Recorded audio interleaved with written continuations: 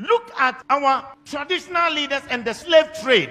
We blame the whites for the slave trade we went through. We blame the whites that they offended us. They took us as slaves. But let's wait for a minute.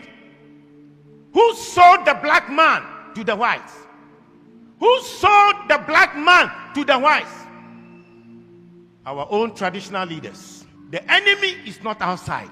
The enemy is within. If we are asking the Europeans to pacify us and also to apologize to us, our traditional leaders must be the first to apologize on behalf of their ancestors for the evil they have done against their fellow blacks. Look at our attitude towards the environment and the destruction of our water bodies. All our river bodies have turned into dark brown. And you know what they said? In the next 20 years, if we don't stop this illegal mining, Ghana, we will import water to drink. Yet we don't care. And Chinese, they will come from their country into our forest, destroy our forest, destroy our land, and illegally mine and damage our waters. How can they come if the traditional leaders didn't give them permission to do that? And in one instance, while they were dead, our military went there to protect them. Our own military that is supposed to protect us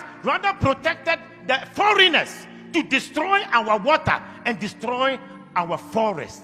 The enemy is not outside, the enemy is within. If you look at our own systems and structures in our country, we don't have a better system to improve the lives of people. Pastor, I was surprised when I read in China, they had a 10-year vision, and they said from 2011, their vision was that in 10 years from 2011, and 10 years from 2011 will be what year?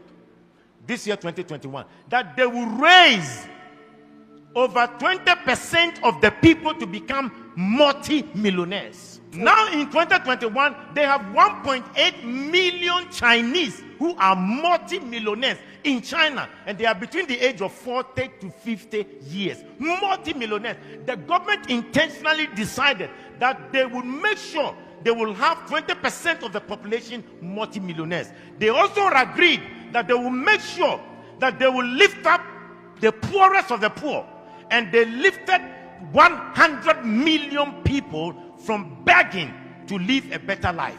But in this country, in our country, we fight our own businessmen. Our government will fight our business people. When they know that your business is thriving, and they know that perhaps you are not sympathetic towards the running party or the ruling party, they will fight you, collapse your company, and make you poor. When in China, they want to make the people rich. In Africa, we want to make our own people poor. The enemy is not outside. The enemy is within. Look at our African leaders. How much they stole, the money they stole away. We are told in Gambia, Jamal Yaha, he stole $11 million US from his own country, Gambia. Sani Abacha stole between $1 billion to $5 billion out of Nigeria. Hosni Mubarak stole $17 million US in 8 years. The enemy is not outside. The enemy to our own progress is within. Look at our presidents, the presidents who were fighting for our independence, what we did to them. In Togo, the man who fought for the independence of Togo, called Sylvanus Olympio. When Togo got independence, he decided that they would not use the French franc, the French CFA. They decided they will have their own Togo currency. And you know what? They used Iyadema to kill him and to get rid of him. When Olympius wanted to make Togo great, the enemy within, the Judas within, killed him. In Burkina Faso, the man who gave them independence, Maurice Yamego, was eliminated by his own people. When Thomas Sankara came, his own body group killed him and got rid of him. The enemy is not outside. The enemy is within. You look at our own country. Kwame Nkrumah started a new vision to develop Ghana, and who undermined him from within? They threw him out by Kotoka. Today we celebrate Kwame Nkrumah, but their own Judas will damage him. I pray that the man who organized that coup to betray Kwame Nkrumah, and for us to name our airport after him, Kotoka International Airport, I think we should start a national conversation to change the name of the Kotoka International Airport, because as long as that name is, we have endorsed coup, we have endorsed enemies that will fight the progress of our nation. We must change the name of Kotoka International Airport to Kwame Nkrumah International Airport.